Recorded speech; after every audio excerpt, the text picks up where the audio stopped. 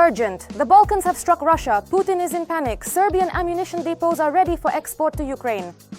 A collective stab in the back for the Kremlin because of Kyiv and Kosovo. Military aid is rushing to Ukraine. Athens is providing aircraft. Balkan countries are rising up against the Russian world. A European shield over Ukraine. New weapons from Germany and Britain are turning our air defense into an impregnable wall. A new era for the Ukrainian defense industry. Factories are booming. The enemy is trembling. Neptunes and flamingos. This is just the beginning. Watch all the details coming up next. Ukraine welcomes you today. Rinat Aslanov here with the latest events. The Balkans have exploded with news. Serbia, which until recently was considered a friend of the Kremlin, has suddenly thrown a geopolitical grenade at Moscow. Aleksandar Vučić has shocked the entire region. He proposed that Europe purchase Serbian weapons. And he did not rule out that these munitions could end up in Ukraine.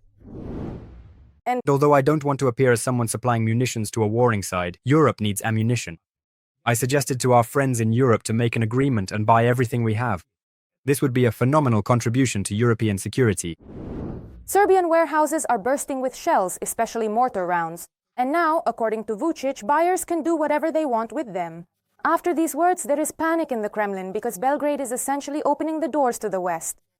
When asked about the possibility of further transferring munitions purchased from Serbia to Ukraine, Vučić said that buyers would be able to do whatever they want with them. We just need long-term contracts in order to plan. I've always said that Serbia is a neutral country, but we are absolutely ready to cooperate with European armies.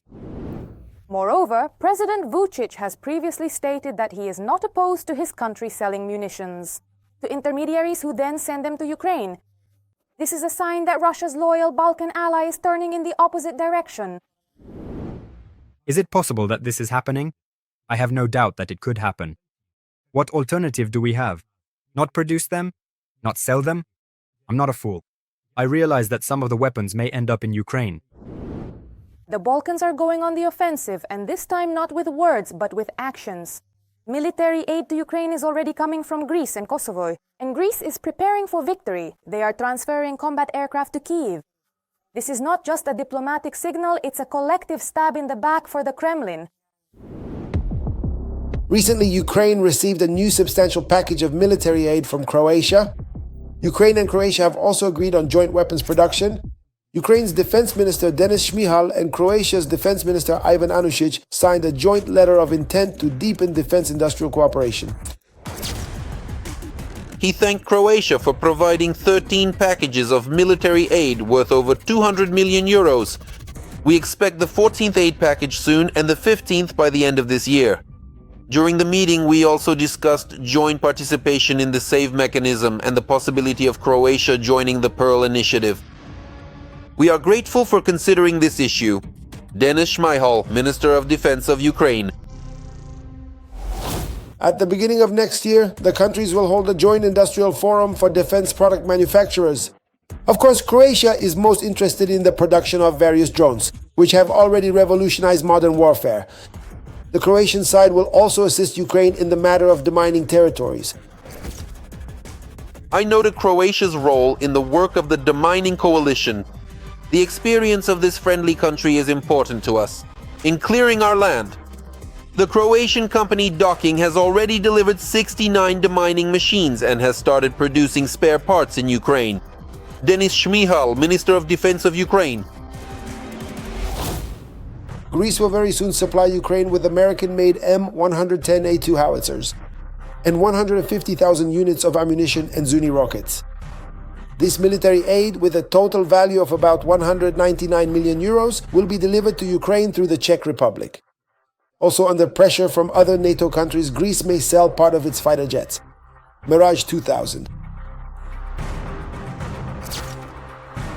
Greece has already purchased 24 more modern Rafale fighter jets from France. Noting that technical support for the M2005 fighters will end in 2027, Greece is eager to get rid of the old ones. However, negotiations with India regarding the sale of these fighters have reached a deadlock. And other Balkan countries have also not found any interested buyers. Greece is negotiating with France to acquire another 6 to 12 Rafale fighter jets and is seeking a price reduction in exchange for the sale of the 2000s. Now, Athens is negotiating with France to acquire another 6 to 12 Rafales and is arranging for a lower price in exchange for selling part of the Mirage 2000 fleet to Ukraine. Greece currently has 25 of these aircraft in service. The United States is putting pressure on the country to purchase more weapon systems as part of the Priority Needs List program for Ukraine. Therefore, it is only a matter of time before Kyiv buys part of the Mirage 2000 fleet from Athens. Even the partially recognized Republic of Kosovo is helping Ukraine. Pristina has announced the delivery of a new package of military aid to Ukraine. The Balkan country is ready to help as much as it can. The details of the aid are not being disclosed. It is known that it includes mortar shells of various calibers, including 120mm, 60mm, and 81mm. Military trucks, armored vehicles, and tactical vehicles. We are firmly committed and steadfastly determined to support Ukraine in every aspect in accordance with our conditions and capabilities. Ejup Makidonci, Minister of Defense of Kosovo. The Minister of Defense of Kosovo published a video on social media showing the Kosovo security forces and the British Army training Ukrainian soldiers.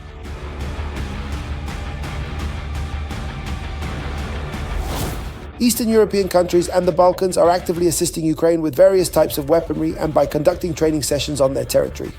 Such support clearly demonstrates their attitude toward the Russian world and Putin.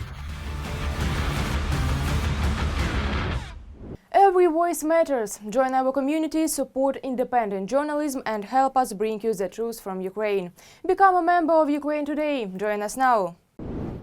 Ukraine's Western partners have begun to help us even more intensively in improving our air defense system. To protect Ukrainian skies from Russian attacks, new weaponry is already on its way from the United Kingdom and Germany.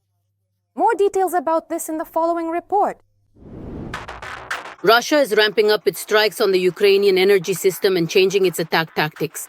Moscow is launching hundreds of drones capable of penetrating the air defense system and equipped with cameras featuring improved targeting.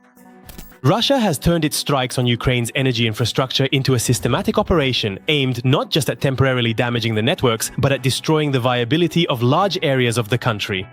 On the eve of winter, the goal of these attacks is to deprive regions of heat and electricity, undermine industry, provoke mass emigration, and create political pressure on Kyiv, writes The Economist. In these circumstances, air defense becomes critically important. But this year, Western partners are acting proactively, strengthening Ukraine's skies and energy system before the cold sets in. We're not just starting to prepare for this winter season now. We began preparations back at the end of the previous winter season. As early as November, the UK will begin serial production of Ukrainian Octopus air defense drones, a joint project between Kyiv and London, designed for the rapid protection of the skies from enemy drones and missiles. our Ukrainian friends will share their technologies and intellectual property with the UK, and in turn, we will further develop them and produce them on a large scale, so that we can supply Ukraine with thousands of interceptor drones every month, said Elkarnes, the UK's Deputy Secretary of State for the Armed Forces, in Parliament. These drones will become part of a system called the Air Shield. CTM. It will integrate Western air defense systems such as Patriot, Iris-T, NASAMS, as well as new mobile installations. These are being provided to Ukraine by Germany and other allies before the start of winter. The first drones will be tested by Ukrainian military personnel. If the tests are successful, production will be expanded, and some of the drones will likely be manufactured directly in Ukraine. At the same time, the UK authorities are expanding their multi-purpose missile production program. It is planned to deliver 5,000 units of this weapon to Ukraine to strengthen its air defense. We are also announcing an increase in the production program in the UK to provide Ukraine with 5,000 new multi-purpose missiles. This makes it possible to create new jobs in Belfast and other cities, as well as to strengthen Ukraine's air defense for the coming winter. At the same time, European allies are increasing their support for Ukraine's energy sector. Germany and other NATO countries are mobilizing resources, from air defense missiles to support for the energy sector, so that Ukraine can withstand the winter and resist attacks on critical infrastructure. Germany has already paid 390 million euros, with another 30 million. We agreed on this in the summer, but today I want to announce that we will invest an additional 30 million. Thus, we are providing a total of 450 million euros. These funds will make it possible to acquire the necessary technical equipment to save Ukraine. In addition, EU countries are preparing a winter support package. To the already provided €3 billion, a new guarantee of €800 million has been added for the emergency purchase of gas. This was reported by the EU ambassador to Ukraine, Katarina Maternova. The aid covers repairs to power grids, as well as the supply of generators and transformers. We have also provided and continue to provide a lot of assistance in the energy sector, not only generators for people and businesses, but also transformer and compressor stations to help restore power grids, gas distribution networks, and compressors that supply gas from storage facilities which have been distributed. We also provide financial support to state enterprises and major energy companies for the repair of their equipment. We are also supplying more than 2 gigawatts of electricity per day. Thus, support for Ukraine this winter is reaching a new level, from modern air defense systems to reliable energy supply. And whatever the Kremlin may be planning, Ukraine, together with its allies, is aiming not just for tactical success, but for strategic success, to withstand the cold, to preserve its strength, and to maintain its ability to defend itself. Moreover, Ukraine itself is ramping up its military power. Our factories are working, producing new missiles and drones that are already preparing strikes across the entire territory of the aggressor. Not only with Neptunes and Flamingos, Ukraine is preparing an entire army of Ukrainian innovations that will make the enemy tremble with fear. Watch the explosive details in the following report. Ukraine has destroyed a Russian Oreshnik on Russian territory. This was announced by the head of the SBU, Vasyl Malyuk. It has not been disclosed exactly what kind of weapon was used by the Ukrainian Special Services, but nevertheless, Ukraine's arms industry is expanding significantly every year. Ukraine is successfully using Neptune and Flamingo missiles together to strike Russia. President Volodymyr Zelensky told journalists about this and noted that while this is not yet widespread use, there are already the first tangible results regarding these weapons. In the future, I think that the missiles that will be during a missile attack carried out with Flamingo or Neptune missiles, they will be accompanied by a large number of different types of unmanned systems, drones, each of which will perform its own function. Some will distract air defenses, some will destroy air defenses, some will create interference, and some will carry out suppression using electronic warfare. The president also mentioned the use of the Polyanity drone missile, which has already struck enemy military depots dozens of times. The second positive trend, according to Zelensky, is the use of the Ruta drone missile, which for the first time flew 250 kilometers and struck an offshore platform. We have quite a few developments specifically in drone missiles. There are analysts who say that these are all just small-sized cruise missiles. I don't quite agree with that for one simple reason. Usually, a cruise missile is something that has some kind of wing mechanism. That is, the missile is launched either from the air or from the ground. Then these wings unfold and they create aerodynamic lift, which allows the cruise missile to fly long distances. Our Ukrainian rocket drones, for example, have a fixed wing that is installed once and for all and doesn't require any adjustments. They don't need any special launchers or special cases that are inserted into these launchers to ensure standardization. However, the greatest success of the Ukrainians is considered to be the mass use of the Kamikaze Lyuty drone, with up to 300 UAVs deployed. The Lyuty is a system with a slightly different concept. It has nothing in common with the Shahed, neither externally nor internally. Both the control system, the guidance system, and the components it uses, such as image recognition and targeting, are all different. Artificial intelligence. They have absolutely nothing in common with the Shaheds. In the combat payload and range, the security service of Ukraine's naval drones have improved, now capable of striking targets over 1,500 kilometers away. They were first used in 2022 during the attack on Russian Black Sea Fleet ships in Sevastopol Bay. Since then, these drones have been constantly evolving and improving. As for ways to destroy them, our security service of Ukraine now has significantly more than it did before. And it's not just the Malyuk anymore, there are many other things as well. If there are tasks for the Malyuks are used. If there are tasks for other drones are used.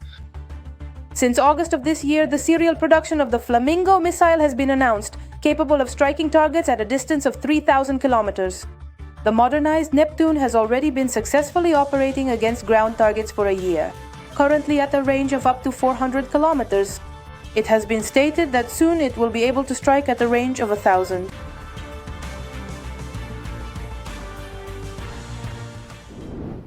and what do you think about the assistance to Ukraine from the Balkan countries? We look forward to your comments. There's more to come.